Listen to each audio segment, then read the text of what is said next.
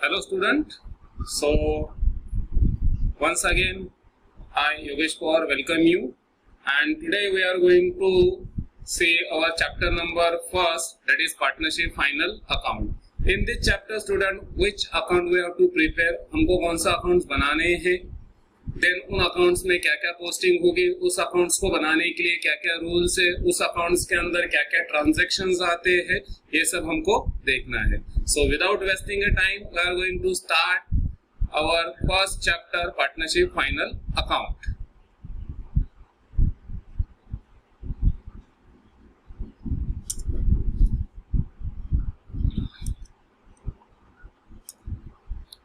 So in this chapter, which accounts we have to be prepared? First one, trading account. आपको already पता है 11th में अपने trading account बनाया था. सेम अकाउंट यहाँ पे भी है, हमको यहाँ पे ट्रेडिंग अकाउंट बनाना है. पोस्टिंग वगैरह सब कुछ सेम है, फिर भी हम हर एक ट्रांजैक्शंस इस अकाउंट में क्या क्या पोस्टिंग्स होती है वो इसी अकाउंट्स में क्यों आते हैं, इनको हम डिटेल में देखेंगे. नेक्स्ट वन है आपका profit and loss account. Again same account है, आपने पहले भी बनाया हुआ है. जिनके लिए टॉपिक बिल्कुल नया है, 11th में शायद जिन्होंने फाइनल अकाउंट नहीं किया है, क्योंकि हो सकता है ये टॉपिक काफी लास्ट में था और ड्यू टू कंट्री के अंदर ऐसा इमरजेंसी आने की वजह से शायद किसी कॉलेज में फाइनल अकाउंट नहीं करवाया गया हो, तो आपको फाइनल अकाउंट के बारे में इंफॉर्मेशन नहीं हो सकती है.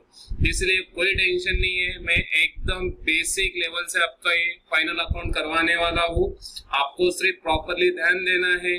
अगर कुछ बात आपको समझ में नहीं आती तो वीडियो को पॉज करके फिर से रिपीट करके आपको एक बार देखना है. हर एक चीज मैं प्रॉपरली आपको इसके अंदर बता रहा हूँ.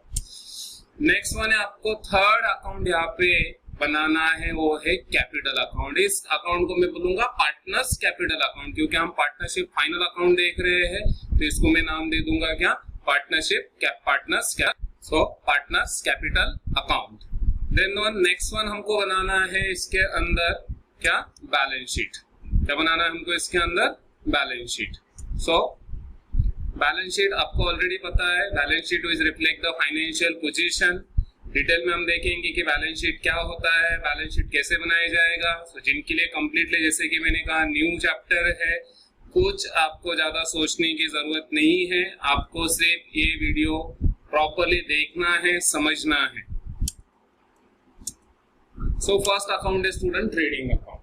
नाउ ट्रेडिंग अकाउंट मतलब क्या, यहाँ पे हम ट्रेडिंग आपको कॉमर्स में ट्रेडिंग का मतलब पता है. ट्रेडिंग मतलब क्या, buying and selling of goods and services. So buying and selling मतलब परचेज और सेल. तो अंडर ट्रेडिंग अकाउंट हम परचेज और सेल से रिलेटेड कुछ ट्रांजैक्शंस रिकॉर्ड करते हैं, परचेज या सेल्स को रिकॉर्ड करते हैं, जिसमें हम यहाँ पे प्रायोरिटी देते हैं पहले परचेज से related transaction. So purchase, then purchase के ऊपर होने वाला खर्चा वगैरह, ये सारे ट्रांजैक्शंस हम रिकॉर्ड करते हैं trading account. Eight the same time next one आता है हमारा क्या, सेलिंग. तो जो भी हम सेल्स करते हैं वो भी रिकॉर्ड करते हैं हम कहाँ पे, ट्रेडिंग अकाउंट में. लेकिन सेल्स से रिलेटेड जो खर्चे हैं वो हम रिकॉर्ड करते हैं प्रॉफिट एंड लॉस अकाउंट में. इसके पीछे स्टूडेंट रीजन ये है कि ट्रेडिंग अकाउंट में हम जो खर्चे रिकॉर्ड करते हैं वो डायरेक्ट इन नेचर होते हैं, जो डायरेक्टली रिलेटेड होते हैं परचेज से, और कुछ खर्चे ऐसे होते हैं जो इनडायरेक्ट इन नेचर होते हैं और वो सेलिंग एंड डिस्ट्रीब्यूशन टाइप के खर्चे होते हैं. इसलिए उन खर्चों को हम रिकॉर्ड करते हैं प्रॉफिट एंड लॉस. सो जो एक्सपेंसेस का जो क्लासिफिकेशन है वो may be direct and indirect, दूसरा परचेज से रिलेटेड या फिर सेल से रिलेटेड, तीसरा हम बोल सकते हैं फैक्ट्री से रिलेटेड एक्सपेंसेस या ऑफिस से रिलेटेड एक्सपेंसेस. तो जो खर्चों का क्लासिफिकेशन है कि वो प्रॉफिट एंड लॉस अकाउंट में जाएगा कि ट्रेडिंग अकाउंट में जाएगा, ये डिपेंड करेगा उस खर्चे के नेचर के ऊपर. पहला, वेदर वो परचेज और सेल से रिलेटेड है, दूसरा वो डायरेक्ट या इनडायरेक्ट है, तीसरा वो फैक्ट्री से रिलेटेड है या ऑफिस के खर्चों से रिलेटेड है. सो नॉर्मली जो ट्रेडिंग अकाउंट है वो ट्रेडिंग अकाउंट बनाने के बाद में हमको क्या मिलता है, तो हमको मिलता है ग्रॉस प्रॉफिट या फिर ग्रॉस लॉस. अभी आप बोलोगे सर ये ग्रॉस प्रॉफिट और ग्रॉस लॉस क्या होता है।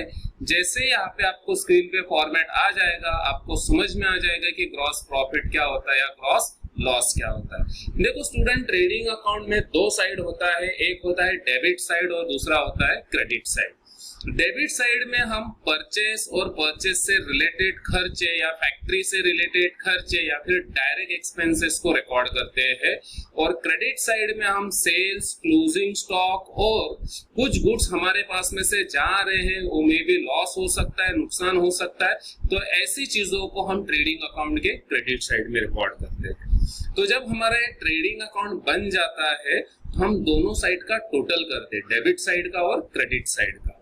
और जब ये टोटल हो जाता है तो मे भी हो सकता है कि किसी एक साइड का टोटल ज्यादा हो, तो जिस साइड का टोटल ज्यादा होता है उसी टोटल को हम दोनों साइड लिखते हैं, और जो कम होता है, जिस साइड का टोटल कम होता है, उस टोटल को हम इस टोटल में से क्या कर देते हैं, माइनस। थोड़ा टेक्निकल है, मैं भी शायद आपको अभी मैं थ्योरेटिकल बता रहा हूँ तो समझने में डिफिकल्टीज हो सकती है, लेकिन जैसे हम फॉर्मेट देखेंगे मैं वहां पे आपको एक्सप्लेन करता हूँ। सो ट्रेडिंग अकाउंट हम क्यों प्रिपेयर करते हैं, तो trading account is prepare in order to calculate the gross profit और ग्रॉस लॉस, कि ग्रॉस प्रॉफिट कितना हो रहा है, ग्रॉस लॉस कितना हो रहा है।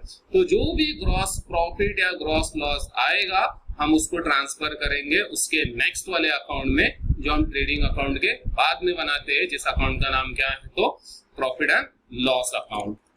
देन सो यहाँ पे ट्रेडिंग अकाउंट का मीनिंग दिया है, it's prepare to calculate gross profit और ग्रॉस लॉस, और जो भी ग्रॉस प्रॉफिट या ग्रॉस लॉस आता है वो कैसे मिलता है हमको, तो it's a difference between cost and sales. क्या difference between cost and sales, तो मतलब जितना भी हमारा सेल हो रहा है उसमें से हम कॉस्ट को क्या कर देंगे, माइनस। अभी यहाँ पे कॉस्ट मतलब जो प्रोडक्ट हम सेल कर रहे हैं उसको बनाने के लिए आया हुआ खर्चा, उस प्रोडक्ट को प्रोड्यूस करने के लिए आया हुआ खर्चा, उसको हम क्या बोलेंगे, कॉस्ट। तो cost is nothing but expenditure incurred on manufacturing the product, product को बनाने के लिए आए हुए खर्चे को हम क्या बोलेंगे, कॉस्ट। सो कुछ रूल्स है यहाँ पे ट्रेडिंग अकाउंट से रिलेटेड, आपको माइंड में ये रूल्स फिट कर लेने हैं। अगर ये रूल भी आप फिट कर लेते हो आप ट्रेडिंग अकाउंट का 90% आपको पोस्टिंग्स आ गया। सो पहला है all items related to the stock of goods, तो जो भी स्टॉक ऑफ गुड्स से रिलेटेड आइटम्स है वो सारे रिकॉर्डेड होंगे कहाँ पे, ट्रेडिंग अकाउंट में। जैसे क्या, तो opening stock, closing stock, purchase, sales, purchase return, sales return. देखो ये सब गुड्स से रिलेटेड है, तो ये जो गुड्स से रिलेटेड सारे ट्रांजैक्शन है ये रिकॉर्ड होते हैं कहाँ पे, ट्रेडिंग अकाउंट में। Then next one, second rule है all expenses related to the purchase of goods. Understand properly student, सिर्फ वर्ड है परचेस ऑफ गुड्स, सेल्स नहीं। तो जो भी परचेस से रिलेटेड खर्चे है वो भी रिकॉर्ड होते हैं कहाँ पे, ट्रेडिंग अकाउंट के डेबिट साइड पे। जैसे क्या, तो आप बोलोगे import duty, carriage inward, octroi और freight. Import duty, student import duty का मतलब क्या होता है, जब हम दूसरे कंट्री से गुड्स परचेस करके लेके आते हैं तो हमको उसको ऊपर गवर्नमेंट को कुछ एक्सेस पे करना होता है कस्टम में, जिसको हम कस्टम ड्यूटी बोल सकते हैं, इंपोर्ट ड्यूटी बोल सकते हैं। देन उसके अलावा carriage is nothing but a travelling charges, भाड़ा, गाड़ी का जो भाड़ा होता है उसको हम कैरेज बोलते हैं। बल्क लेके आ रहे हैं, ट्रक से लेके आ रहे हैं, तो गुड्स को लाने का जो खर्चा होता है अगेन उसको कैरेज। कैरेज दो टाइप का होता है student, carriage inward and carriage outward. Carriage inward का मतलब होता है गुड्स को लाने का खर्चा, और कैरेज आउटवर्ड होता है गुड्स को भेजने का खर्चा। अगर आप गुड्स देखो किसी ट्रक वगैरह में लोड करते हो और उसको लेके आ रहे हो और वो ट्रक का भाड़ा पे कर रहे हो, फिर मजदूर वगैरह आपने यूज किए और ट्रक से गुड्स को उतारे, जिसको हम लोडिंग और अनलोडिंग बोलते हैं। सो ऐसा खर्चा अगर आप गुड्स को लाने के ऊपर करते हो तो उसको कैरेज या कैरेज इनवर्ड बोला जाता है। जब प्रॉब्लम में सिर्फ कैरेज वर्ड यूज होता है तो उसका मतलब होता है वो कैरेज इनवर्ड है, और वो कैरेज इनवर्ड है इसलिए वो कहाँ पे रिकॉर्ड होगा, ट्रेडिंग अकाउंट में। नेक्स्ट वन है ऑक्ट्रॉय। ऑक्ट्रॉय मतलब जकात। जैसे अगर हम एक सिटी से दूसरे सिटी में जाते हैं तो जो भी हाईवे से हम ट्रैवल करते हैं या रोड से ट्रैवल करते हैं तो आपको पता है हमको टोल चार्जेस पे करने पड़ते हैं। वैसे ही गुड्स को अगर हम किसी सिटी में लेके जाते हैं या गुड्स को कहीं पे लेके जा रहे हैं तो सिटी के एंट्रेंस पे उस लोकल अथॉरिटी वहां पे कुछ टैक्सेस कलेक्ट करती है जिसको जकात नाका, आपने वर्ड सुना रहेगा। सो इट्स नथिंग बट वो जकात नाका पे जो चार्जेस कलेक्ट होते हैं उसको बोला जाता है ऑक्ट्रॉय चार्जेस। देन फ्रेट, जब गुड्स हम अगेन फ्लाइट से लेके आ रहे हैं या फिर शिप से लेके आ रहे हैं उसका जो भाड़ा पे होता है that is called as a freight charges. इन आइटम्स को हम और डिटेल में पढ़ने वाले हैं आगे फॉर्मेट के अंदर। नेक्स्ट वन, थर्ड रूल क्या है, ऑल डायरेक्ट एक्सपेंसेस, ब्रैकेट में बोला है फैक्ट्री एक्सपेंसेस, मीन जो खर्चे फैक्ट्री से रिलेटेड है, डायरेक्ट एक्सपेंसेस। अभी डायरेक्ट एक्सपेंसेस मतलब क्या, direct expenses means expenses incurred in production process, production के दौरान जो खर्चे होते हैं, गुड्स को बनाने के टाइम पे जो खर्चे होते हैं उसको बोला जाता है डायरेक्ट एक्सपेंसेस। आई होप आपको ट्रेडिंग अकाउंट का रूल समझ में आया रहेगा। कुछ डायरेक्ट एक्सपेंसेस के हम एग्जांपल देख लेते हैं। The expenses which are directly related to the production of goods are called direct expenses. Example, wages, power and fuel, oil and gas, factory rent, factory insurance, raw material etcetera. Again इन expenses को मैं detail में format के अंदर explain करने वाला हूँ। ये स्लाइड्स के ऊपर से हमको सिर्फ समझना है कि ट्रेडिंग अकाउंट का रूल क्या है, ट्रेडिंग अकाउंट हम क्यों बनाते हैं। सो जस्ट और एक बार देख लेते हैं हम फटाफट कि ट्रेडिंग अकाउंट मतलब क्या होता है।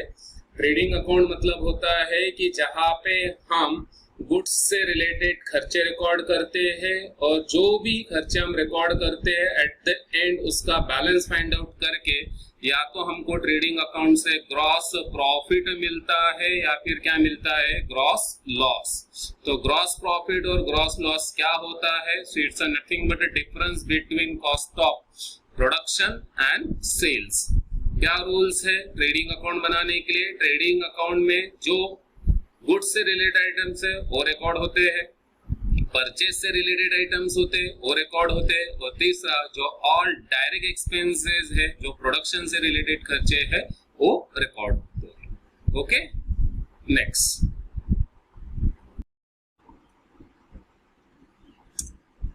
नेक्स्ट है profit and loss account.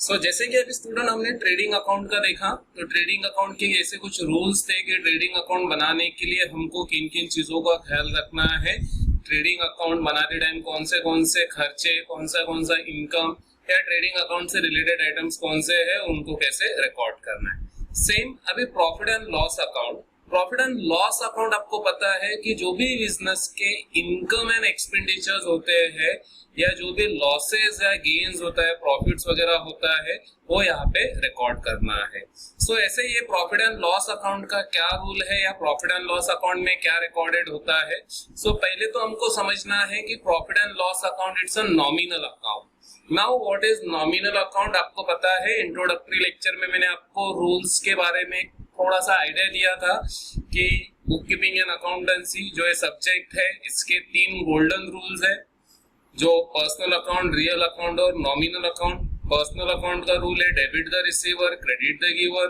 Real account का रूल है debit what comes in, credit what goes out. और नॉमिनल अकाउंट का रूल है debit all expenses and losses and credit all incomes and gains. So हम जो nominal account है उसमें all expenses and losses and credit all income and gains record करते हैं। सो ये जो प्रॉफिट एंड लॉस अकाउंट है, ये कौन सा अकाउंट है, तो नॉमिनल अकाउंट है। इसकी जरूरत आपको स्टूडेंट्स में भी ऑब्जेक्टिव में पड़ सकती है। एकदम बेसिक है कि प्रॉफिट एंड लॉस अकाउंट कौन सा अकाउंट है, तो प्रॉफिट एंड लॉस में हम इनकम एंड एक्सपेंसेस रिकॉर्ड करते हैं, इसलिए प्रॉफिट एंड लॉस अकाउंट कौन सा अकाउंट है, तो nominal account. So it is a nominal account prepared to record all the profits, losses, incomes and expenses of the business. तो बिजनेस के जो भी प्रॉफिट्स है, लॉस है, इनकम है या एक्सपेंसेस है, वो इस अकाउंट में हम रिकॉर्ड करते हैं। अगेन इसमें भी 2 साइड है, जैसे ट्रेडिंग अकाउंट में 2 साइड है, वैसे प्रॉफिट एंड लॉस अकाउंट में भी दो साइड है। So on the debit side, जो इसका डेबिट साइड है, उस साइड में हम all expenses and losses record करते हैं, जो भी बिजनेस के खर्चे है। अभी आप बोलोगे सर ट्रेडिंग अकाउंट में भी तो खर्चे थे, तो वो खर्चे कौन से, ये खर्चे कौन से, तो आगे हम देखने वाले हैं वहां पे कौन से खर्चे रिकॉर्ड होते हैं और यहाँ पे कौन से खर्चे रिकॉर्ड होते हैं। So on the debit side we record all the expenses and losses, जो भी expenses और losses है वो हम डेबिट साइड में रिकॉर्ड करते हैं। And on the credit side हम all the incomes and gains मतलब प्रॉफिट, फायदा, कुछ हमको बेनिफिट मिल रहा है, इनकम मिल रहा है, प्रॉफिट हो रहा है, तो हम कौन से साइड में रिकॉर्ड करते हैं, क्रेडिट साइड में। Again student understand properly, trading account और प्रॉफिट एंड लॉस अकाउंट हम जब बनाते हैं, इनमें दो साइड होती है, एक डेबिट साइड और दूसरा क्रेडिट साइड। ट्रेडिंग अकाउंट में रिकॉर्ड करने के लिए कुछ कंडीशंस अलग है, प्रॉफिट एंड लॉस अकाउंट में रिकॉर्ड करने के लिए कंडीशंस अलग है। यहाँ पे प्रॉफिट एंड लॉस अकाउंट में मैं आपको बता रहा हूँ कि बेसिक आपको डेबिट साइड में जो भी आपके बिजनेस के एक्सपेंसेस और लॉसेस है वो रिकॉर्ड करने हैं, और क्रेडिट साइड में जो भी आपका इनकम्स और गेन्स है वो रिकॉर्ड करना है। सो रूल क्या है इसका? पहला रूल है all expenses related to the sale of goods. देखो, all expenses related to the sale of goods, वहां पे क्या था ट्रेडिंग अकाउंट में, all expenses related to the purchase of goods. Understand, एकदम माइनर डिफरेंस है, एकदम स्मॉल डिफरेंस है स्टूडेंट, कि ट्रेडिंग अकाउंट में हम परचेस से रिलेटेड खर्चे रिकॉर्ड करते हैं और प्रॉफिट एंड लॉस अकाउंट में हम सेल से रिलेटेड खर्चे रिकॉर्ड करते हैं। जैसे क्या, तो देखो एक्सपोर्ट ड्यूटी, वहां पे क्या था, इंपोर्ट ड्यूटी, मतलब गुड्स को लाने के ऊपर जो हमने चार्जेस पे किए। यहाँ पे क्या है, एक्सपोर्ट ड्यूटी, मतलब जो गुड्स को हम जब बेचते हैं, एक्सपोर्ट मतलब क्या, जब दूसरे कंट्री में हम क्या करते हैं, गुड्स सेल करते हैं, तो जो भी चार्जेस हम पे करते हैं उसके ऊपर, सेल्स के ऊपर जो ड्यूटी पे करते हैं गवर्नमेंट को, उसको हम क्या बोलते हैं, एक्सपोर्ट ड्यूटी। देन डिस्काउंट, अभी मुझे बताओ डिस्काउंट का क्या मतलब है? दो टाइप का डिस्काउंट हो सकता है, एक या तो डिस्काउंट आपको मिल रहा है या तो आप डिस्काउंट दे रहे हो। तो डिस्काउंट आपके लिए इनकम भी हो सकता है और एक्सपेंसेस भी हो सकता है। अगर आप किसी को डिस्काउंट दे रहे हो तो उसको हम बोलेंगे डिस्काउंट अलाउड। आप डिस्काउंट कब दे सकते हो? जब आपने किसी को गुड्स क्या किए रहेंगे, सेल्स किए रहेंगे। अंडरस्टूड, जब आपने गुड्स सेल किए तो आप क्या देते हो, सामने वाले को डिस्काउंट दे सकते हो। चलो मैंने बोला, मैंने आपको 10,000 रुपीज बोला एक पर्टिकुलर कमोडिटी की प्राइस, लेकिन फिर बाद में मैं बोला एक काम करो तुम 9,500 रुपया दे दो। सो मैंने 500 आपको क्या दिया, डिस्काउंट दिया। तो ये 500 मेरे लिए क्या है, लॉस है, एक्सपेंसेस है। क्लियर है? एक्चुअली देखा जाए तो एक्सपेंसेस नहीं, लेकिन मैं अपने बिजनेस को प्रमोट करने के लिए डिस्काउंट्स वगैरह ऑफर कर रहा हूं ताकि मेरा ज्यादा से ज्यादा क्या हो, सेल हो। तो ये जो डिस्काउंट है मेरे लिए एक टाइप का लॉस है, तो मैं इसको कहां पे रिकॉर्ड करूंगा, प्रॉफिट एंड लॉस अकाउंट में। क्लियर है? नेक्स्ट वन है एडवर्टाइजमेंट। आपको पता है कि अगर प्रोडक्ट को बेचना है तो हमको एडवर्टाइजमेंट करनी पड़ती है प्रोडक्ट्स की। कमीशन, जो कमीशन के बेस के ऊपर काम करते हैं ऐसे लोगों को हम अपॉइंट करते हैं अपने गुड्स को सेल करने के लिए। सो अगेन हम कमीशन पे कर रहे हैं। कैरेज आउटवर्ड, ट्रेडिंग में क्या था, कैरेज इनवर्ड, गुड्स को लाने का खर्चा, भाड़ा।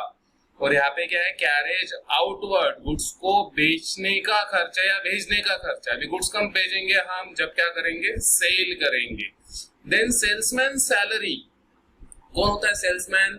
जो गुड्स को क्या करता है, डोर टू डोर जाके सेल करता है, या कंपनी टू कंपनी अलग अलग जगह पे जाके हमारे गुड्स को क्या करता है, सेल करता है। तो ऐसे पर्सन को हम सैलरी पे कर रहे हैं तो उसको हम बोलते हैं सेल्समैन सैलरी। देखो स्टूडेंट, एक चीज प्रॉपरली आपको देखना है कि यहाँ पे हम सारे जो सेल से रिलेटेड खर्चे है वो रिकॉर्ड कर रहे हैं, और ट्रेडिंग अकाउंट में हम जो परचेस से रिलेटेड खर्चे थे वो रिकॉर्ड कर रहे थे। तो हमारा एक पहला रूल था ट्रेडिंग अकाउंट का, all expenses related to the purchase. यहाँ पे all expenses related to the sales. Second rule है ऑल इनडायरेक्ट एक्सपेंसेस, इनडायरेक्ट, वहां पे क्या था, ऑल डायरेक्ट। डायरेक्ट और इनडायरेक्ट में क्या फर्क है? डायरेक्ट एक्सपेंसेस मींस ऐसे खर्चे जो प्रोडक्शन से रिलेटेड है, जो फैक्ट्री में होते हैं, जो डायरेक्टली हमको गुड्स बनाते टाइम किया जाता है। और इनडायरेक्ट एक्सपेंसेस मतलब ऐसे एक्सपेंसेस जब गुड्स फैक्ट्री से निकलते हैं तो मार्केट में पहुंचाने के लिए उस गुड्स के ऊपर अलग अलग टाइप का खर्चा किया जाता है। जैसे हम बोल सकते हैं उसका एडवर्टाइजमेंट, प्रमोशन किया जाता है, एक स्टेशनरी वगैरह लगती है हमको, उसके लिए ऑफिस सेटअप करना पड़ता है, स्टाफ वगैरह मैनेज करना पड़ता है। ये खर्चा प्रोडक्शन में नहीं इन्वॉल्व है लेकिन गुड्स को बेचने के लिए करना पड़ेगा। ऐसे खर्चे को हम बोलते हैं इनडायरेक्ट एक्सपेंसेस, जो डायरेक्ट नहीं है प्रोडक्शन से रिलेटेड लेकिन इनडायरेक्टली उतने ही जरूरी है अगर आपको गुड्स मार्केट तक पहुंचाने हैं बनने के बाद में। तो ऐसे एक्सपेंसेस को हम क्या बोलते हैं? Indirect expenses. फॉर एग्जांपल हम ले लेंगे इसके अंदर सैलरी, ऑफिस में स्टाफ रखा हुआ है, देन प्रिंटिंग एंड स्टेशनरी, मैंने कहा अभी, पोस्टेज एंड टेलीग्राम, हम कुछ कुछ कुरियर्स भेज रहे हैं, पोस्ट भेज रहे हैं, उसके ऊपर कुछ खर्चा हो रहा है। ऑडिट फीस, क्या होता है ऑडिट फीस? हर बिजनेस को अपने बुक्स ऑफ अकाउंट एक प्रॉपर फॉर्मेट में प्रिपेयर करने होते हैं। जैसे हम सीखने वाले कैसे बुक्स ऑफ अकाउंट बनाते हैं और ये सही तरीके से बना है या नहीं बना है, तो साल के एंड में हमको इससे एक प्रॉपर पर्सन से चेक करवाना होता है, एग्जामाइन करवाना होता है, जिसको हम बोलते हैं ऑडिटर। तो ये ऑडिटर आके जो बुक्स ऑफ अकाउंट चेक करता है, एग्जामाइन करता है, जो डायरेक्शंस देता है हमको प्रॉपर्ली, उसके कुछ हम चार्जेस पे कर रहे हैं तो उसको बोला जाता है ऑडिट फीस। नेक्स्ट वन है इनकम टैक्स।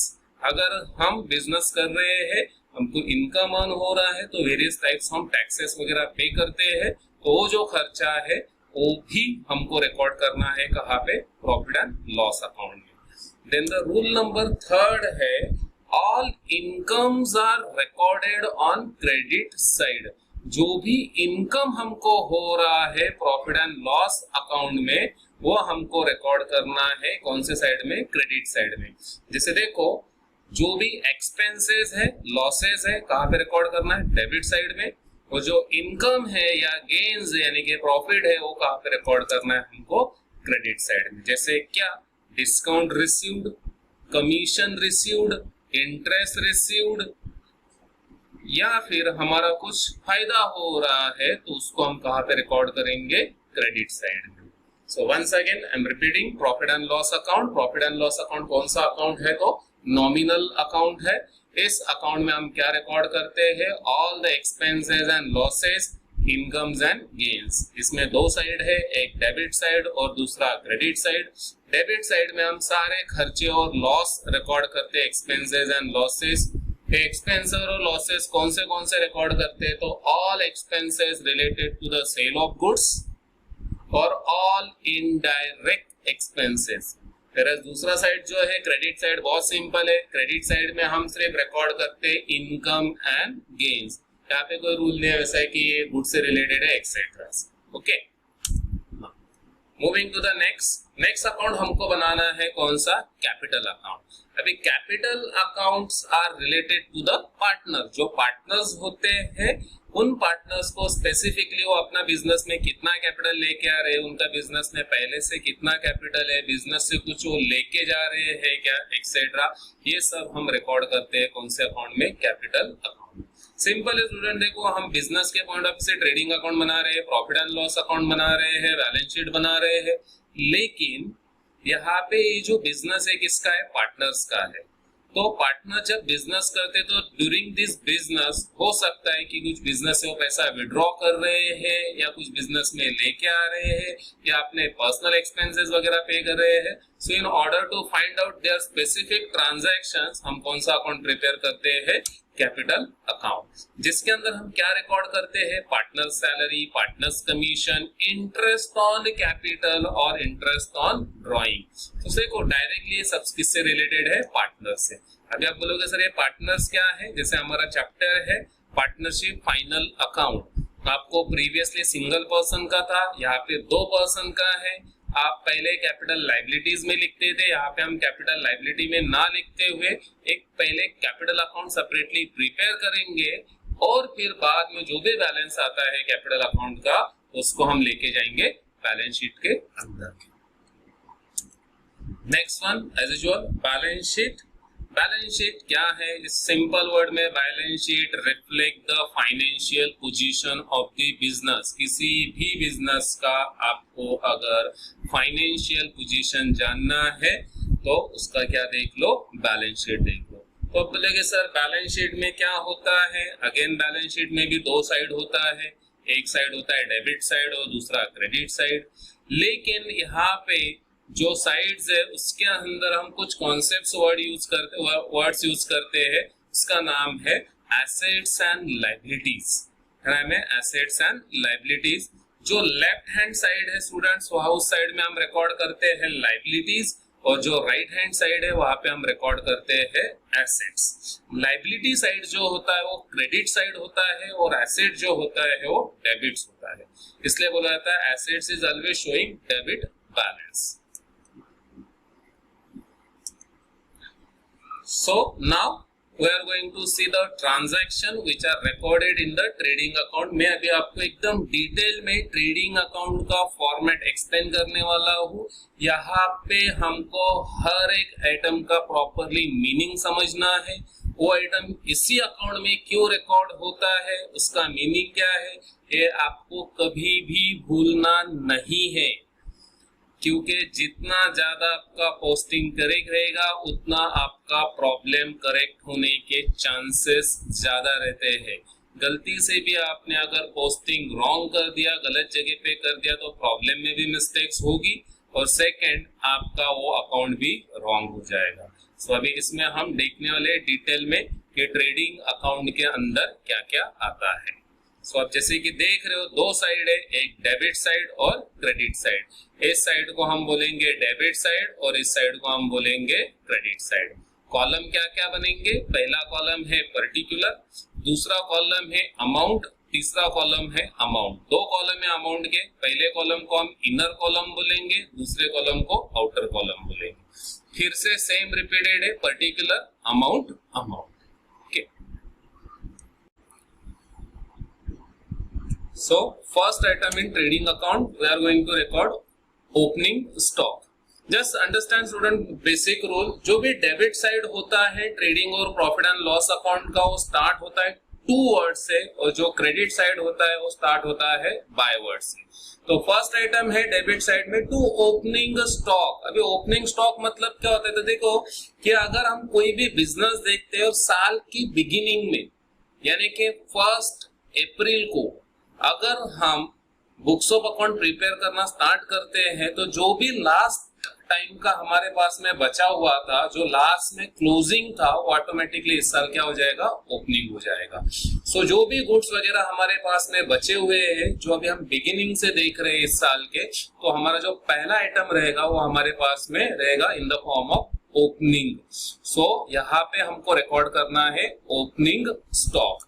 नेक्स्ट वन है टू परचेस। अब देखो परचेस का अमाउंट कौन से कॉलम में है? इनर कॉलम में। इसके पीछे क्या रीजन है?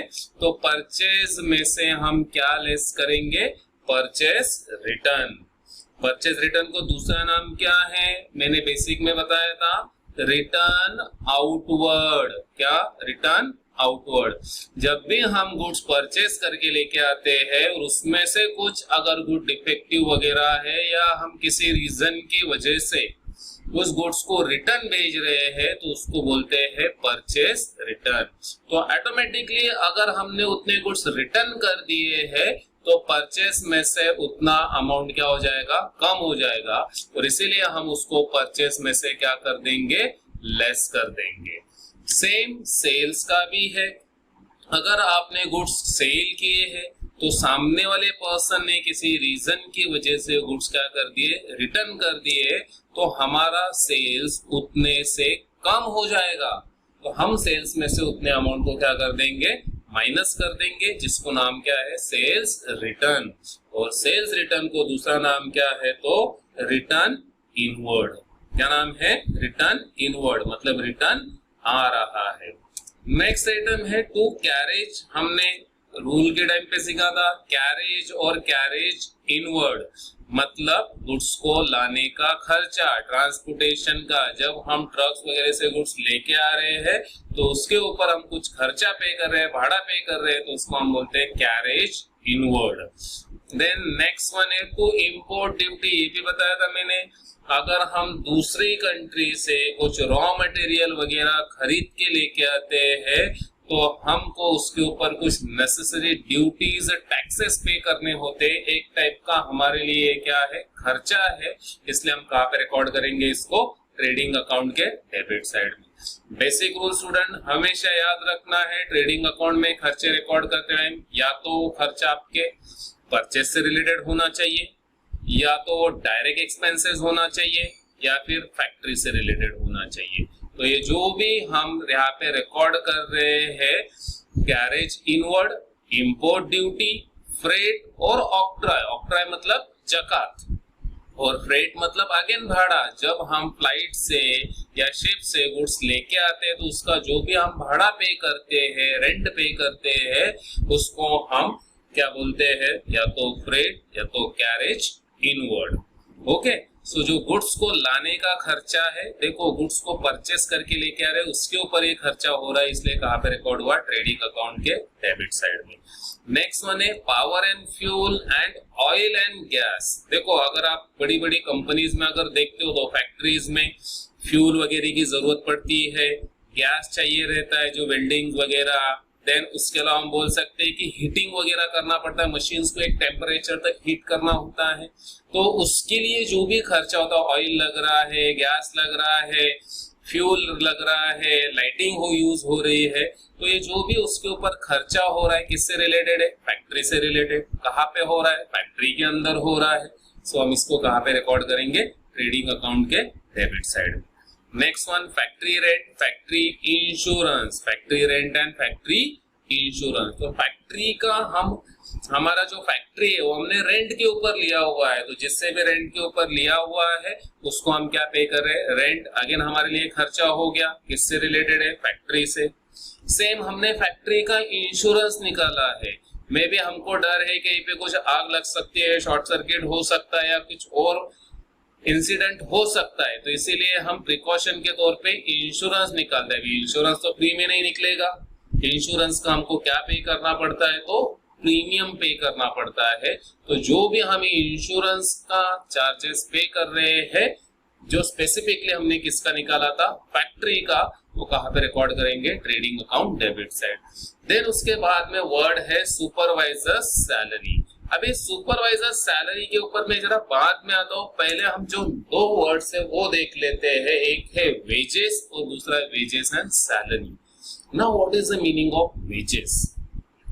वेजेस का मतलब होता है जो भी एम्प्लॉई, लेबर फैक्ट्री में काम करते हैं तो उसके बदले में उसको जो रिवॉर्ड मिलता है, बेनिफिट है, तो महीने का हम जो बोलते हैं सैलरी। जैसे आप बोलते हो सर सैलरी और वेजेस में क्या फर्क है? अभी देखो अगर वही पर्सन फैक्ट्री में एज अ लेबर के तौर पे काम कर रहा है तो जो अमाउंट उसको मिलता है उसको नाम दिया गया है वेजेस। और एट द सेम टाइम अगर वही पर्सन या दूसरा पर्सन ऑफिस में काम करके इनकम अर्न कर रहा है तो ऑफिस वाले को जो पैसा मिलता है उसको क्या बोलते हैं, सैलरी। नो डाउट दोनों भी सेम ही है, दोनों काम कर रहे हैं, मेहनत कर रहे हैं, उसके बदले में रिटर्न मिल रहा है। फर्क सिर्फ इतना है उनके नेचर ऑफ वर्क, कहाँ पे काम कर रहे हैं। सो अगर ऑफिस वाला है तो उसको एक थोड़ा हाई लेवल का हमने नाम दे दिया है, इसलिए इसको दूसरा भी वर्ड यूज होता है व्हाइट कॉलर इनकम। क्या, व्हाइट कॉलर इनकम। और वेजेस जो मिलता है उसको बोलते हैं ब्लू कॉलर इनकम। मतलब जो फैक्ट्री में काम करते हैं लेबर्स वगैरह उनको ब्लू कॉलर पर्सन बोलते हैं, और जो ऑफिस वगैरह में काम करते हैं उसको व्हाइट कॉलर पर्सन बोलते हैं। तो ऑफिस वगैरह वाले को जो पैसा मिलता है मंथली उसको सैलरी वर्ड यूज होता है, और वही फैक्ट्री वालों को मिलेगा तो उसको वेजेस वर्ड यूज होता है। ये जो वेजेस होता है ये मे भी वीकली हो सकता है, फोर्टनाइटली यानी कि 15 दिन का हो सकता है, या मंथली हो सकता है। लेकिन आप सैलरी के केस में देखते हो तो सैलरी मंथली ही मिलता है, फिक्स मिलता है, यही रीजन है कि जो लेबर होते हैं फैक्ट्री में, वो देखो कभी कभी कॉन्ट्रैक्ट बेस के ऊपर लेके आया जाता है उनको, या फिर 15 दिन का पेमेंट लेते हैं, 1 वीक का पेमेंट लेते हैं। तो इसीलिए अब बोलते हैं इसका क्लासिफिकेशन किया हुआ है, एक को हम बोलेंगे वेजेस और दूसरे को हम बोलेंगे सैलरी। तो वेजेस फैक्ट्री से रिलेटेड है इसलिए ट्रेडिंग अकाउंट के डेबिट साइड में, सैलरी ऑफिस से रिलेटेड है इसलिए प्रॉफिट एंड लॉस अकाउंट। तो आप बोलोगे सर नीचे वेजेस एंड सैलरीज दिया है, वेजेस एंड सैलरी दिया मतलब यहाँ पे आपको 2 अमाउंट नहीं दिए, अमाउंट एक ही है। तो जब अमाउंट आपको एक ही दिया है और wages and salary word use हुआ है तो आपको पहला वर्ड देखना है क्या है। सो पहला वर्ड क्या है, वेजेस, और वेजेस कहाँ पे रिकॉर्ड होता है, ट्रेडिंग अकाउंट। नाउ अभी बोलोगे ये दो तो सर समझ में आ गए, ऊपर का एक वर्ड है सुपरवाइजर सैलरी, यहाँ पे तो कहीं पे वर्ड वेजेस यूज नहीं हुआ है, सैलरी है, फिर भी ये क्यों ट्रेडिंग अकाउंट में। सो यहाँ पे जो क्लासिफिकेशन किया गया है ये है बेस्ड ऑन कहाँ पे वो काम कर रहा है। देखो रूल आपको याद होने चाहिए कि अगर फैक्ट्री से रिलेटेड है तो अभी यहाँ पे सुपरवाइजर मतलब क्या, सुपरवाइजर मतलब वो पर्सन जो फैक्ट्री में एम्प्लॉय काम करते हैं उनको सुपरवाइज करता है। तो आप बोले सर फैक्ट्री में काम करे तो उसको भी वेजेस बोलना चाहिए, नहीं। देखो स्टूडेंट वो लेवल होता है कि किस पोजीशन पे वो काम कर रहा है। अभी एक सुपरवाइजर एक पोजीशन है तो जिसके ऊपर हम नहीं बोल सकते कि उसको वेजेस, वेजेस किसको, लेबर को। तो यहाँ पे सुपरवाइजर कोई लेबर नहीं है, लेकिन ये कहाँ पे काम कर रहा है, फैक्ट्री में, इसलिए इसको जो इनकम मिल रहा है वो नो डाउट उसको हम क्या बोलेंगे, सैलरी। बट ये काम कहाँ पे कर रहा है, फैक्ट्री में, इसलिए इसका जो ये सैलरी हम कहाँ पे रिकॉर्ड करेंगे, ट्रेडिंग अकाउंट के डेबिट साइड पे। Next one raw material, repairs and maintenance बोल सकते हैं, रिपेयर्स टू रॉ मटेरियल बोल सकते हैं। तो ये खर्चे भी हम कहाँ पे रिकॉर्ड करेंगे, ट्रेडिंग अकाउंट के डेबिट साइड में। Now moving to the next, credit side में देखो मैंने 4 आइटम्स दिए हैं, buy goods destroyed by fire, buy goods taken over by thieves, buy goods distribution as a free sample, and buy goods withdrawn by partner for personal use। एक simple फंडा बताता हूँ, यहाँ पे आपको क्या रूल अप्लाई करना है पता है, ट्रेडिंग अकाउंट के क्रेडिट साइड में जस्ट आपको देखना है आपके पास में से गुड्स जा रहे हैं, कहाँ पे जा रहे हैं उससे आपको कुछ लेना देना नहीं है। वो पार्ट नेक्स्ट वाले कॉन्सेप्ट में मैं वहां पे आपको उसको डिटेल में एक्सप्लेन करूंगा। सिर्फ इतना याद रखना है, ट्रेडिंग अकाउंट के क्रेडिट साइड में जब हमारे पास में से गुड्स जा रहे हैं तो पहला है good destroy by fire, goods का आग लगने की वजह से चले गए, लॉस हो गया। Good taken over by thieves मतलब चोर चोरी करके गुड्स लेके चला गया। Goods distribution as a free sample, free में हमने एडवर्टाइजमेंट करना था हमारी कंपनी का इसलिए बांट दिए। Goods withdrawn by partner for personal use, हम पार्टनरशिप फाइनल अकाउंट पढ़ रहे हैं तो पता चला बिजनेस में से पार्टनर कुछ गुड्स अपने पर्सनल यूज के लिए लेके गया। सो इन चारों सिचुएशन में गुड्स आपके पास में से जा रहे हैं। सो रूल सिंपल है, रियल अकाउंट का credit word goes out, goods जा रहे हैं, और सेल्स के केस में भी आपके पास में से गुड्स क्या हो रहे हैं, जा रहे हैं। अंडरस्टूड? आई होप कि क्रेडिट साइड में आपको ये 5 आइटम ठीक से याद रखने। और last one very important, closing stock. क्या दिया हुआ है, क्लोजिंग स्टॉक। जैसे देखो ओपनिंग स्टॉक जब हमने बिगिनिंग किया था तो हमारे पास में ओपनिंग हमने डेबिट में लिखा, और eight the end of the year हमारे पास में जो बच गया क्लोजिंग स्टॉक उसको हम कहाँ पे लिखेंगे, क्रेडिट साइड पे। आई होप आपको समझ में आया रहेगा। जस्ट बेसिक है, एकदम सिंपल है, आपको माइंड में फ्रेम कर लेना है कि ट्रेडिंग अकाउंट के डेबिट साइड का क्या रूल है, क्या क्या आएगा, और क्रेडिट साइड में तो गिने चुने हुए आइटम्स रहते। और मोस्ट इंपॉर्टेंट है, जितने भी आइटम्स आपको क्रेडिट साइड में दिख रहे हैं ये सब पांचों के पांचों आइटम कौन से, good destroy by fire, goods taken over by thieves, good distribution as a free sample, goods withdrawn by partner for personal use and closing stock. ये पांचों के पांचों आइटम्स आपको हमेशा एडजस्टमेंट में ही मिलेंगे, और आपको पता है एडजस्टमेंट के 2 इफेक्ट्स होते हैं।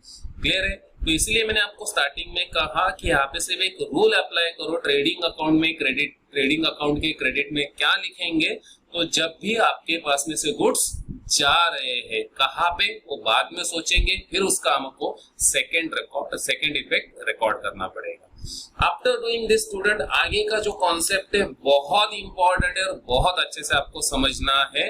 तो सबसे पहले आपको पेंसिल से दोनों साइड का टोटल करना है।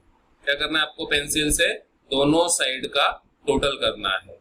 आपको समझ में आ रहा है? दोनों साइड का टोटल करने के बाद में जिस साइड का टोटल ज्यादा है, जिस साइड का टोटल ज्यादा है वो आपको दोनों साइड लिख देना है। पहले दोनों साइड का टोटल किया और जिस साइड का टोटल हेवी है, ज्यादा है, दोनों साइड लिख देना है और उसमें से कम साइड वाला टोटल आपको माइनस करना है। तो जो भी आपको डिफरेंस मिलेगा उसका नाम रहेगा ग्रॉस प्रॉफिट या ग्रॉस लॉस। अभी आप बोलोगे सर कैसे? तो एकदम सिंपल तरीके से मैं बता रहा हूं। एज्यूम कर लो कि आपका क्रेडिट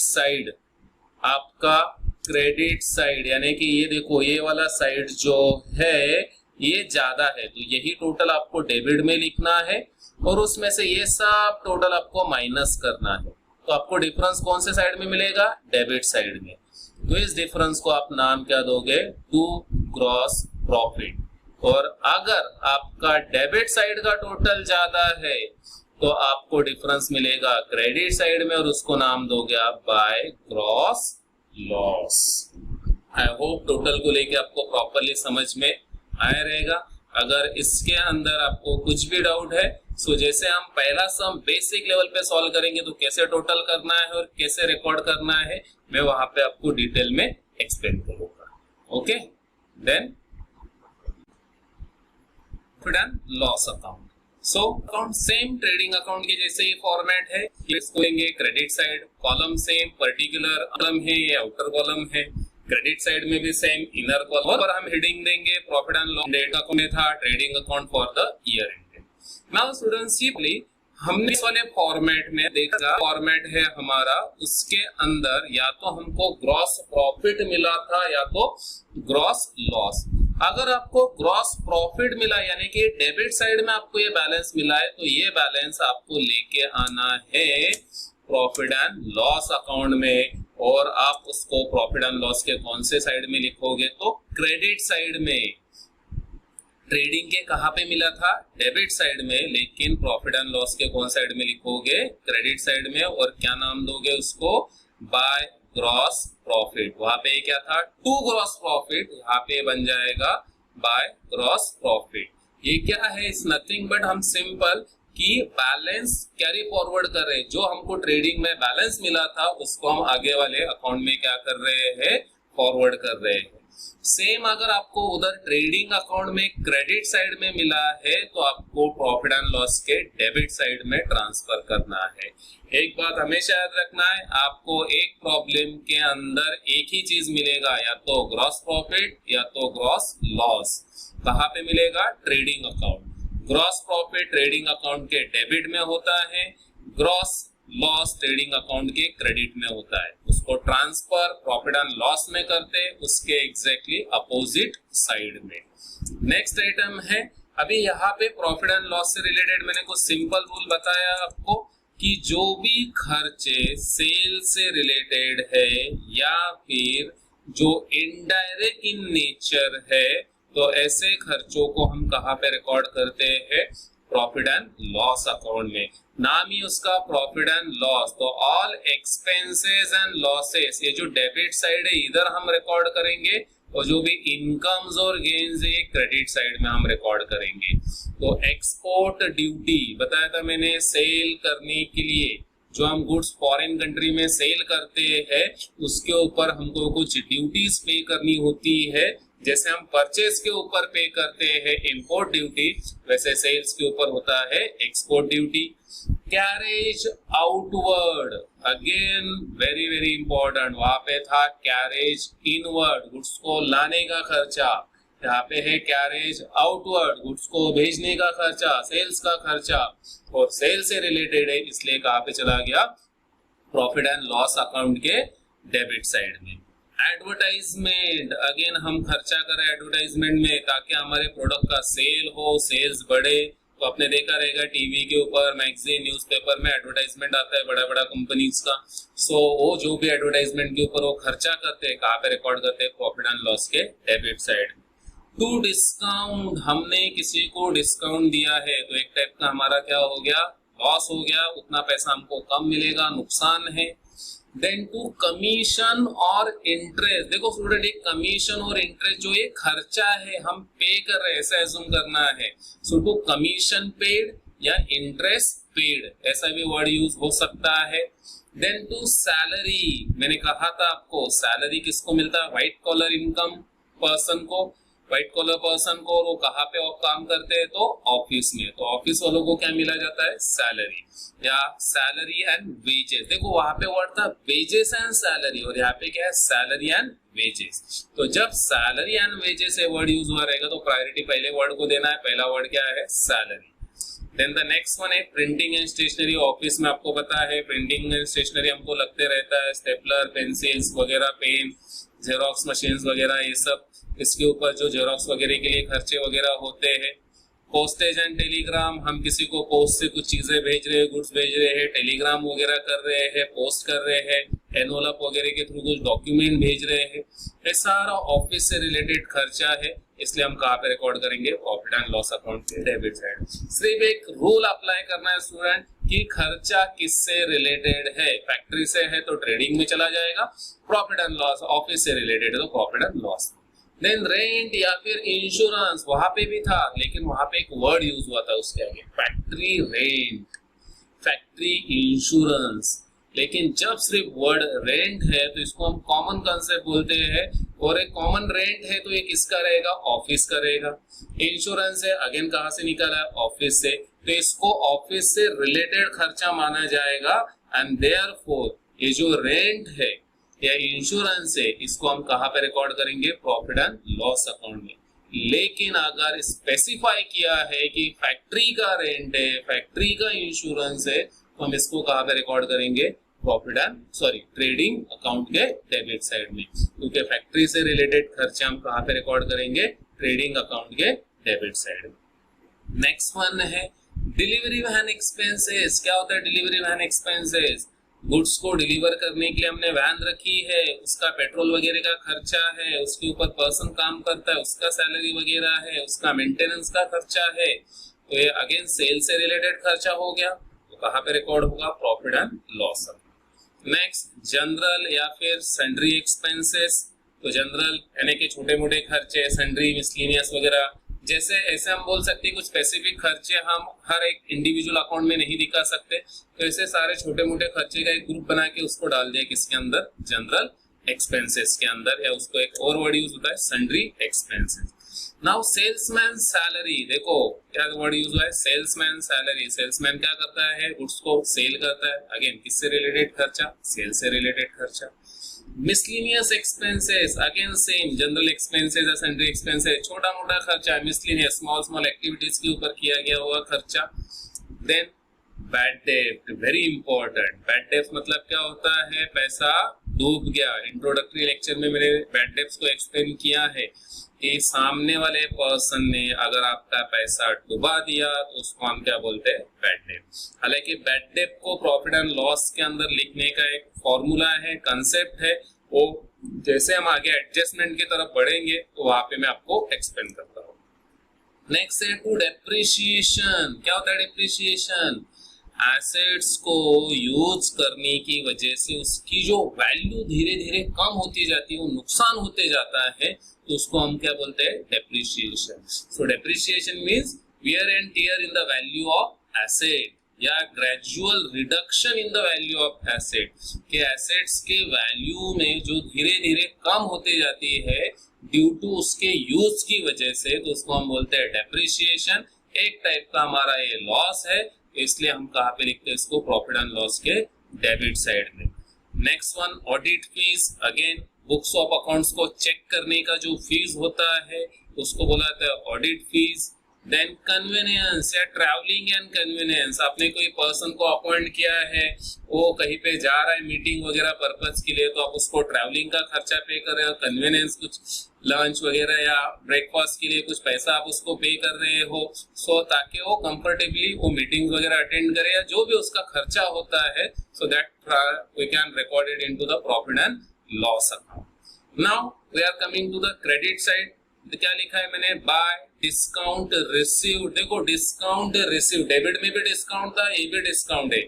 फर्क क्या है, यहाँ पे डेबिट में आप डिस्काउंट दे रहे थे किसी को, तो इसलिए आपका क्या हो रहा था, लॉस। डिस्काउंट रिसीव्ड, यहाँ पे आपको डिस्काउंट मिल रहा है, तो आपके लिए क्या हो गया, इनकम, प्रॉफिट। तो आप कहाँ पे लिखोगे इसको, क्रेडिट साइड में। Next commission received, same commission मिल रहा है। इंटरेस्ट रिसीव्ड, कहीं पे आपने पैसा लगाया था, किसी को उधार पे दिया था, तो इसलिए वहां से आपको क्या मिल रहा है, so interest received. Next one क्या है, क्रेडिट साइड में हम लिखेंगे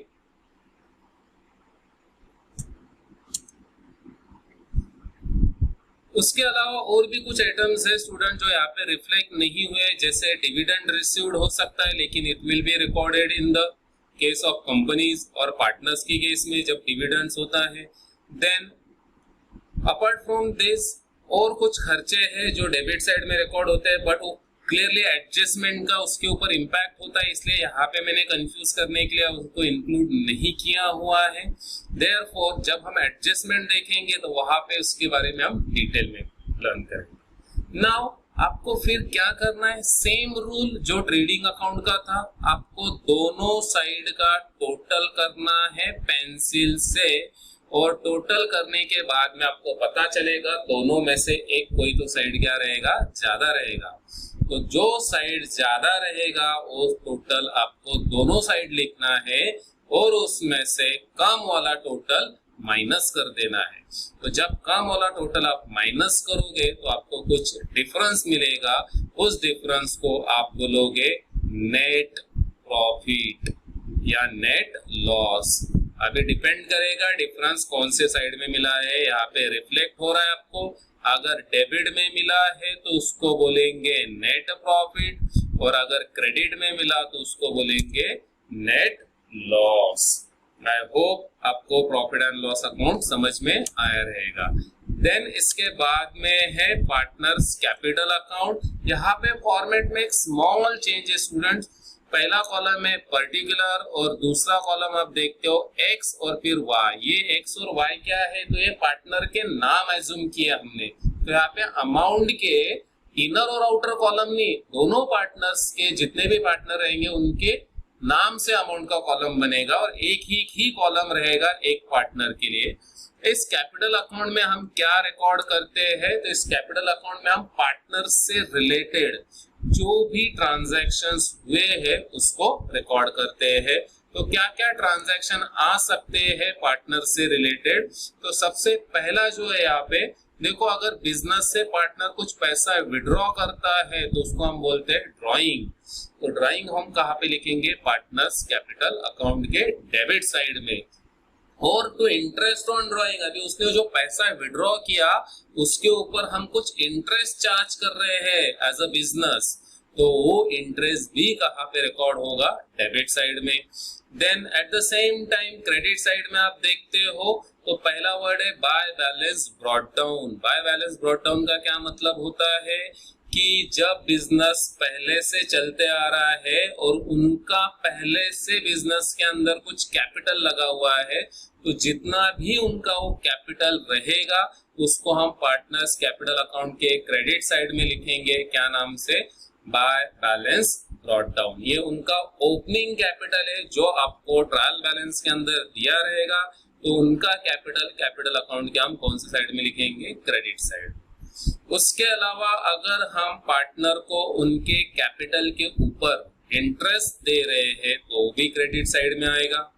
फिर बाय पार्टनर सैलरी, पार्टनर्स को सैलरी दे रहे हैं बिजनेस में से, तो वो भी कौन से साइड में आ जाएगा, क्रेडिट साइड में आ जाएगा। देन इसके पहला हमने कौन सा अकाउंट बनाया था, प्रॉफिट एंड लॉस अकाउंट। तो प्रॉफिट एंड लॉस अकाउंट में या तो आपको क्या मिला रहेगा, नेट प्रॉफिट या नेट लॉस। अगर आपको नेट प्रॉफिट मिला है तो आप पार्टनर्स कैपिटल अकाउंट के क्रेडिट साइड में लिखोगे, और अगर नेट लॉस मिला है तो पार्टनर्स कैपिटल अकाउंट के डेबिट साइड में लिखोगे। देन उसके अलावा एक और आइटम है पार्टनर्स कमीशन। अगर आप पार्टनर्स को कमीशन पे कर रहे हो तो भी आप वो कहाँ पे लिखोगे, पार्टनर्स कैपिटल अकाउंट के क्रेडिट साइड में। अगेन सेम आपको प्रोसीजर करना है, दोनों साइड का टोटल करना है, दोनों पार्टनर्स का टोटल अलग अलग रहेगा, और जिस साइड का टोटल ज्यादा है वो आपको दोनों साइड लिख देना है। तो आपको डेबिट में एक डिफरेंस मिलेगा जिसको आप नाम दोगे टू बैलेंस कैरिड डाउन, और ये जो भी बैलेंस आपको मिलेगा फाइनली आपको इसको लेके जाना है बैलेंस शीट के लायबिलिटी साइड में। कहाँ पे लेके जाना है? बैलेंस शीट के लायबिलिटी साइड में। आई होप आपको समझ में आया रहेगा।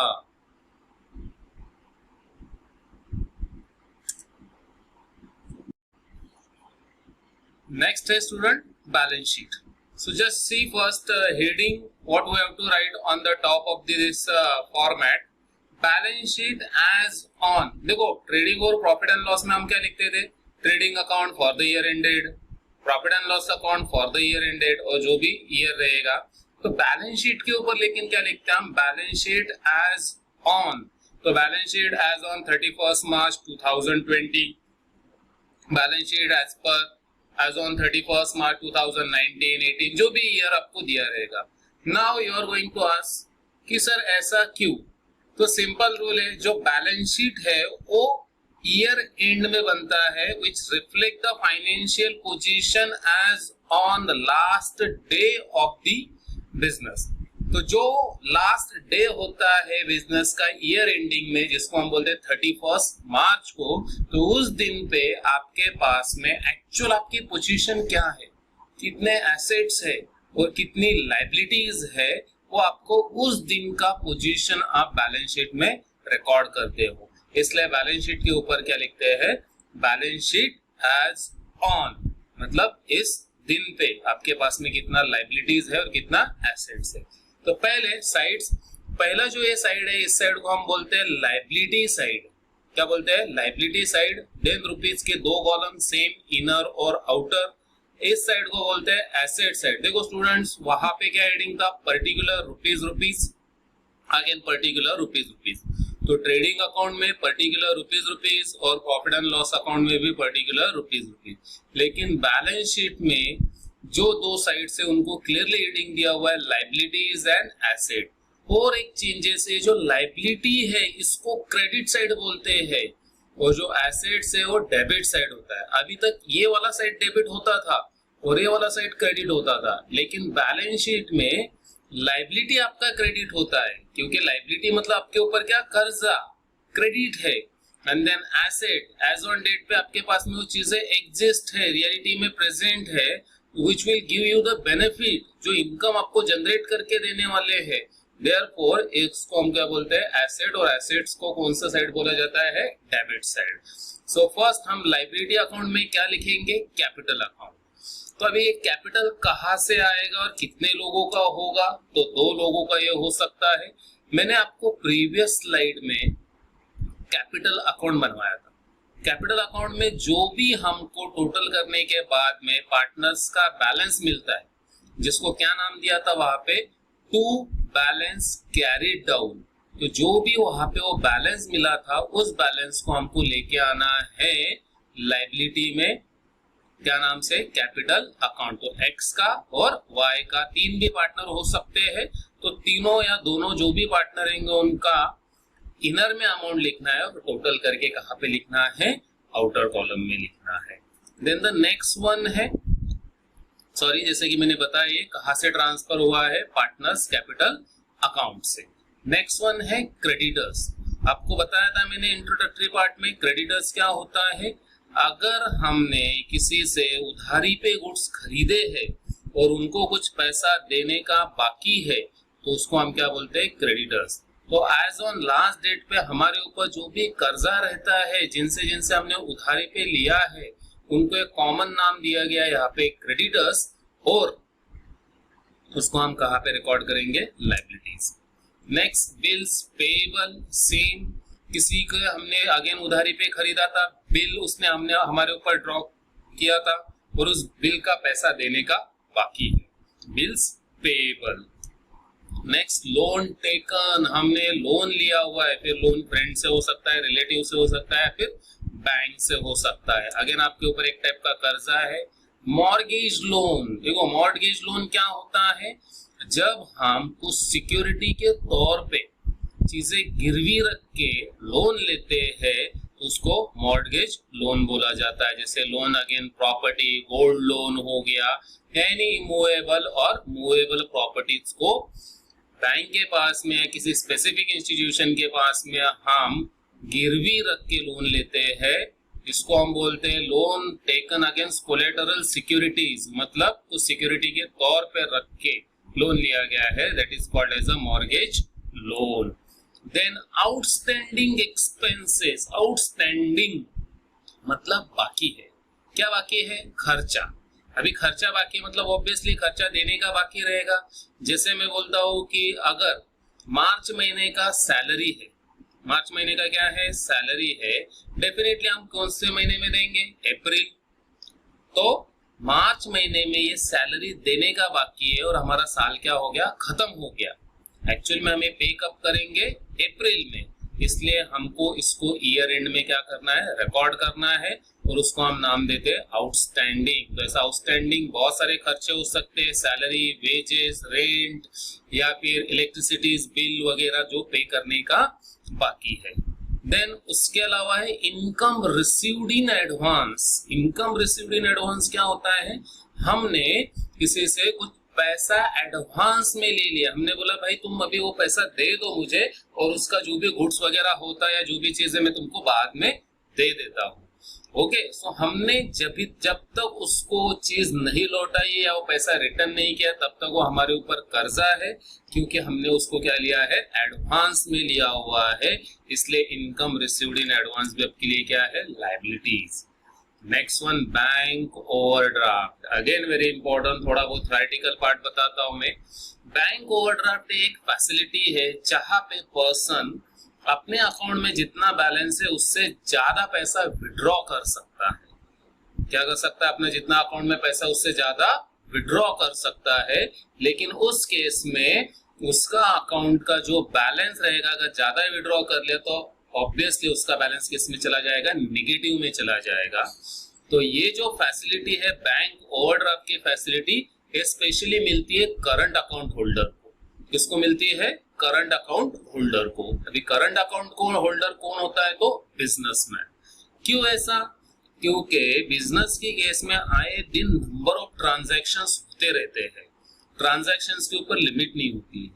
तो इसलिए स्पेशली बिजनेसमैन के लिए एक अकाउंट स्पेसिफाई किया गया है जिस अकाउंट का नाम है current account. Salary person, normal हम जैसे लोग कौन सा अकाउंट ओपन करते हैं? Saving account. वैसे बिजनेसमैन के लिए कौन सा अकाउंट होता है? तो करंट अकाउंट। तो ये करंट अकाउंट होल्डर चाहे तो बैंक से बैंक ओवरड्राफ्ट फैसिलिटी ले सकता है। तो इसके अंदर क्या होता है कि वो जो ओवरड्राफ्ट फैसिलिटी मिलती है स्पेसिफिक सिक्योरिटी के अगेंस्ट ही मिलती है। ऐसा नहीं कि हर एक किसी को भी मिल जाएगी। इसके लिए आपको सिक्योरिटी के तौर पे कुछ पेपर, कुछ चीज आपको वहां पे गिरवी रखनी पड़ती है बैंक के पास में। और जब भी आपको एक्स्ट्रा पैसा अगर विड्रॉ करना है जितना अपने अकाउंट में, उसमें आप विड्रॉ कर सकते हो। उस फैसिलिटी को बोला जाता है बैंक ओवरड्राफ्ट। बैंक ओवरड्राफ्ट मतलब जितना है उससे ज्यादा ओवर ड्राफ्ट विड्रॉ कर रहे हैं। किसको मिलता है? करंट अकाउंट होल्डर, जो कौन होता है? बिजनेसमैन, एक स्पेसिफिक सिक्योरिटीज के अगेंस्ट मिलते हैं, जो एक टाइम के बाद में आपको रिटर्न करना है बैंक को अलॉन्ग विथ इंटरेस्ट। तो देखो स्टूडेंट, एक टाइप का आपके ऊपर ये क्या हो गया? कर्जा हो गया। देन नेक्स्ट वन है बैंक लोन। बैंक से आपने लोन लिया हुआ है। Then we are coming to the asset side. Assets, बहुत सारे एसेट्स के आपने नाम सुने रहेंगे, जैसे गुडविल इंटेंजिबल एसेट होता है। गुडविल मतलब नाम, किसी बड़े कंपनी का मार्केट में क्या होता है? नाम।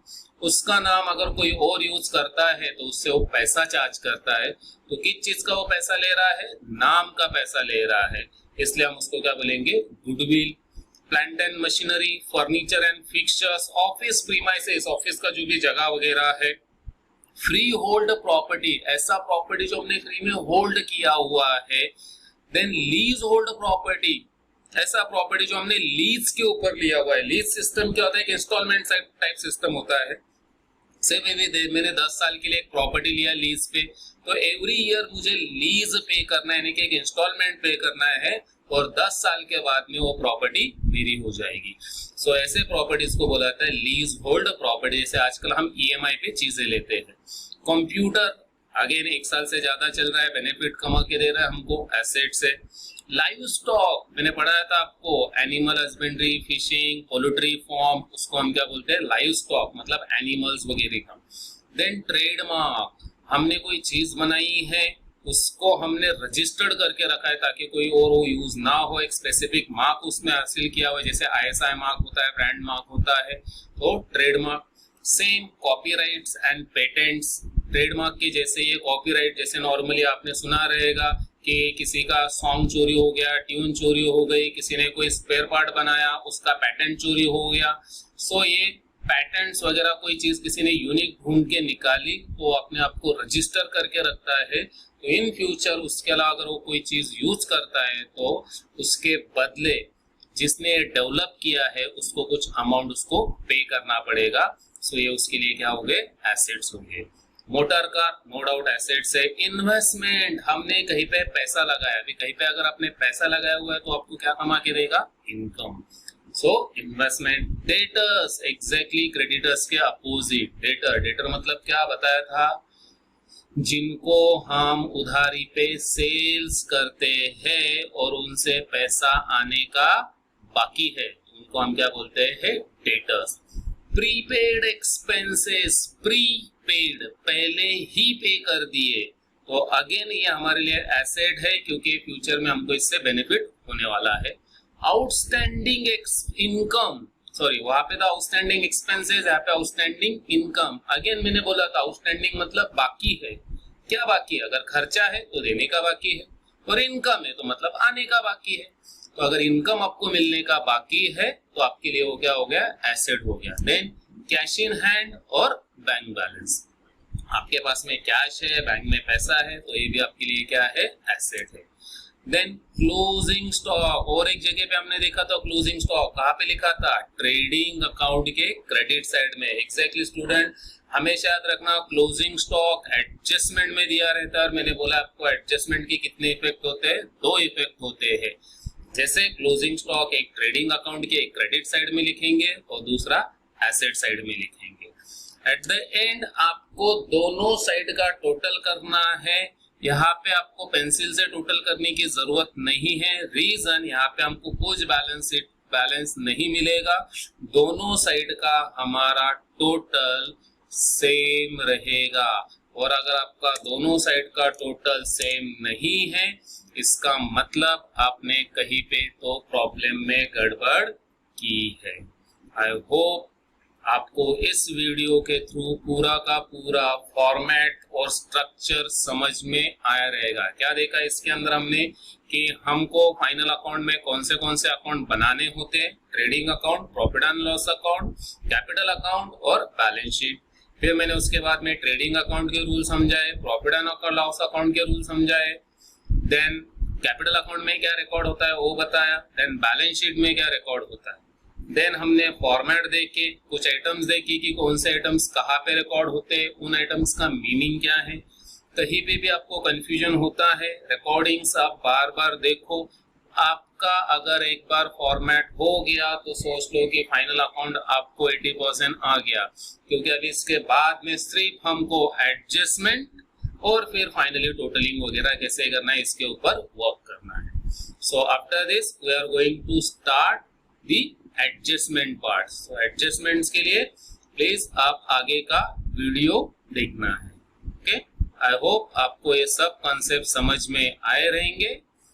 जस्ट बार बार 2-3 बार आपको रिवाइज करना है। जैसे लेक्चर स्टार्ट होगा, ऑनलाइन में लेक्चर्स लूंगा तो मैं आपको पूछने वाला हूँ कि किस आइटम की रिकॉर्डिंग कहाँ पे होने वाली है, इसीलिए आपको ये वीडियो बार बार देखना है और याद करना है कौन से आइटम्स कहाँ पे जाते हैं, क्यों जाते हैं। सिर्फ याद नहीं करना है, उनको समझना है कि क्यों, क्योंकि फाइनल अकाउंट आपका पीछा नहीं छोड़ने वाला है। ऐसा नहीं कि 12th में खत्म हो गया तो बस, ये आपको हर साल फाइनल अकाउंट सॉल्व करना है, इसलिए भूलना नहीं है, प्रॉपरली इसको आपको समझ के याद करना है। Okay, thank you.